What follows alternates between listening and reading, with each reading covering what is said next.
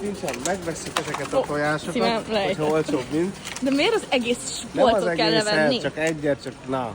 Jaj. Mondj egy árat. Én még nem kóstoltam, Baba, finom? ilyet nem ettél? Hát Nem. ez alap. Soha. Úristen. Na jó, hát akkor legyen mondjuk 3000 forint. Babám, 2004. Hoppá, de Jobb baba, elő. egynek az árát mondtam, nem az egész polcnak. Nyugi. Baba. Megvesztük ezt a kis katicát a csoki gyűjteménnyel együtt, hogyha Aztán. kevesebb, mint. Olyan cuki, mint te. Igen. Jól van, drágám, hogyha kevesebb, mint 4800.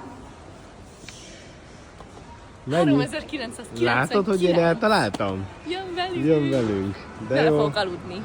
Velem fogsz aludni. Kincsem, megvesszük ezt a nyuszi tojást. Jaj, de cuki, Hogyha ezt nagyon olcsóbb, mint? szeretem. Mindig ilyet szoktál venni nekem. Igen.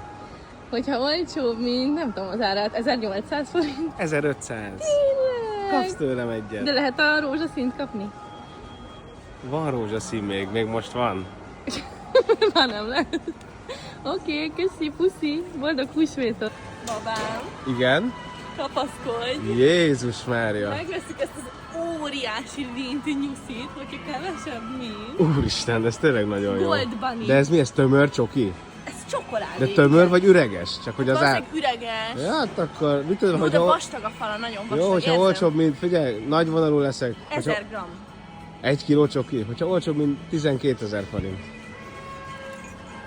Babám, ez 35 000 forint, ez a lint nyuszi. Mi? Aranyból van? Na jó. Amúgy ez kicsit tényleg túl, ez kiszarakom.